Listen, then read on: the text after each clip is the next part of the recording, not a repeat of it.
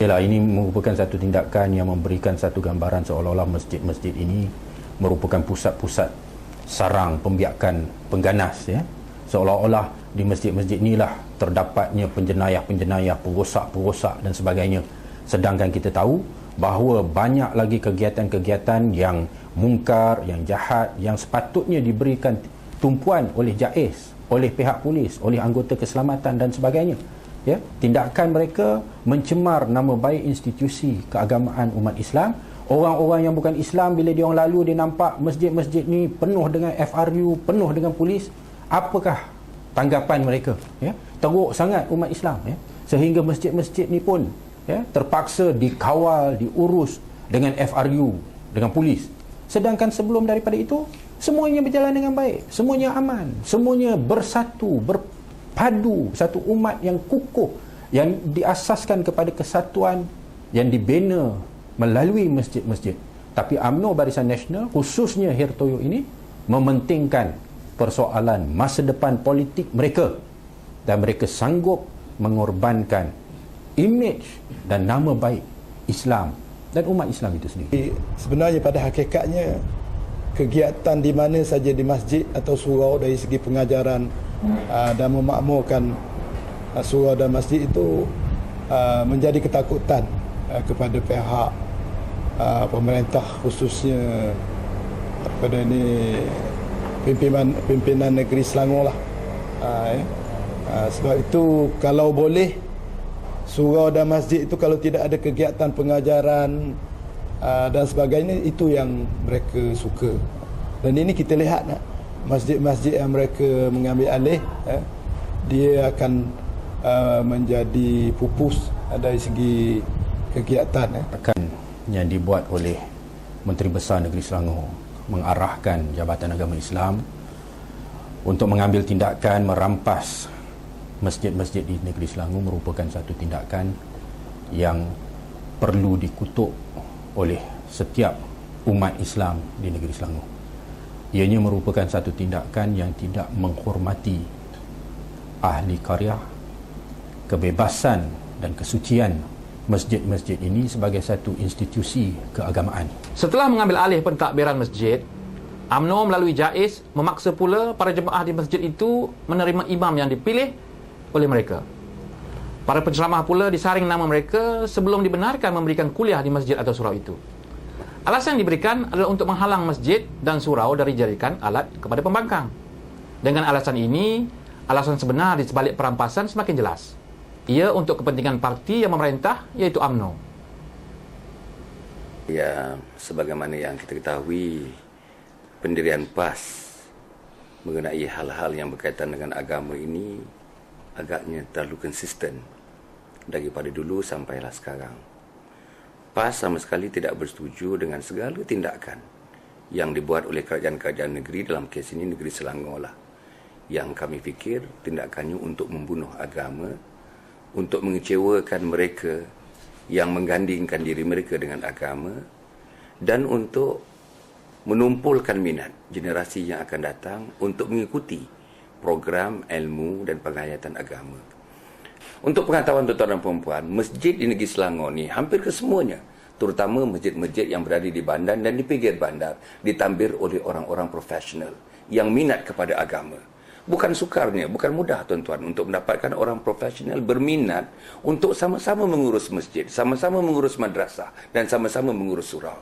Dan keadaan ini berlaku di negeri Selangor dalam mana orang-orang profesional terlibat secara langsung, dan kita dapati pengurusan mereka sangat-sangat berjaya.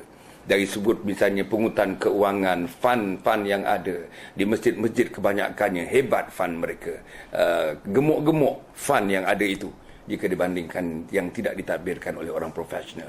Kemudian itu pentadbiran dari segi pengurusan, keurustiaan masjid dan program-program yang dikenalikan oleh masjid. Saya ambil contoh Masjid Hidayah, Masjid di Subang Jaya, Masjid di Subang Airport, lapangan terbang Supan, dan termasuk masjid yang saya sangat familiar, Masjid Mujahidin, Al-Mujahidin di Damansara Utama. Ada kuliah subuh, ada kuliah maghrib, ada kuliah duha. khutbah-khutbahnya begitu menarik, khutbah-khutbahnya begitu bertenaga dan sebagainya. Kerana sebahagiannya ditakbir oleh orang profesional dan imam-imam ahli-ahli agama yang mengurus masjid itu seperti Imam Bilal dan sebagainya pun mengikut suasana keprofesionalan yang dipelopori oleh profesional tersebut. Saya di Masjid Al-Munawwarah difahamkan bahawa pada hari Khamis, ya, sebelum berlakunya peristiwa pada hari Jumaat itu, pada hari Khamis yang tarikhnya saya pun dah tak berapa ingat, ya, pada hari Khamis itu pihak JAIS dengan polis telah datang dan mereka telah memotong semua mangga-mangga yang mengunci pintu-pintu di masjid. Mereka telah memecah pintu kepada bilik public address system, PA system, ya. Mereka merampas, ya, kuasa di masjid sehingga menyebabkan para qaryah marah, ya. Dan apabila berlakunya solat Jumaat, ahli qaryah menzahirkan kemarahan mereka, tidak mahu bersama, ya, dengan jemaah yang dipimpin oleh imam yang dilantik oleh JAIS. Ya, ini merupakan satu perkara yang walaupun kita tidak galakkan, ya, dan kita tidak menganjurkan, tetapi ini merupakan satu tindakan yang memang mereka dah jangka akan berlaku kerana tindakan mereka terlalu biadab dan terlalu samsing, ya, dengan langsung tidak menghormati ahli qaryah. Ini saya rasa satu gambaran yang dibuat dan niatnya jahat. Cara pengambilan niatnya jahat, motif pengambilan niatnya jahat, cara mereka mengambil, secara praktisnya mengambil itu pun niatnya jahat. Dan saya rasa niat ini, cara ini menguntungkan orang-orang Barat, menguntungkan penyebar-penyebar fahaman yang anti-Islam di Barat, yang melabelkan kita ni sebagai ekstremis, melabelkan kita sebagai militan. Suasana militansi itulah yang dilahirkan oleh Kerajaan UMNO dan Barisan Nasional, dalam kes ini JAIS, supaya rakyat memandang, oh, orang yang mempertahankan masjid yang nak diubah oleh JAIS itu militan. Orang yang dapat mengendalikan masjid dengan baik itu dianggap sebagai ekstremis. Orang yang dapat mengaturkan syarahan yang baik, memanggil pensyarah-pensyarah menghidupkan masjid ini, dianggap sebagai fundamentalis. Inilah saya rasa niat jahat, lebih jahat daripada niat imperialis, neo-imperialis, kolonialis, neo-kolonialis. Dan saya menganggap inilah kolonialis-kolonialis baru dalam bentuk kerajaan Negeri Selangor dan JAIS. Saya sudah mengikuti daripada awal lagi. Kalau kita lihat di wilayah Persekutuan dan Selangor, satu-satunya masjid Tuan Guru Datuk Seri Ustaz Abdul Hadi Awang datang ke Kuala Lumpur ini ialah memberi kuliah namanya Kuliah Aqidah Islamiyah di Masjid Al-Mujahidin Damansara Utama. 18 tahun kuliah itu. Khusus dalam masa 1 jam yang amat berhormat Ustaz Hadi menyentuh soal-soal akidah. Tak pernah keluar daripada itu. Saya nak tanya JAIS, nak tanya Kerajaan di Selangor. Buktikan kepada saya ada kuliahnya berunsur politik. Buktikan kepada saya ada perkataan-perkataan yang mengajak manusia berpolitik, pendengar-pendengarnya berpolitik. Buktikan kepada saya bahawa intentnya, niatnya untuk berpolitik, menggunakan Masjid Al-Mujahidin sebagai gelanggang kepada politik.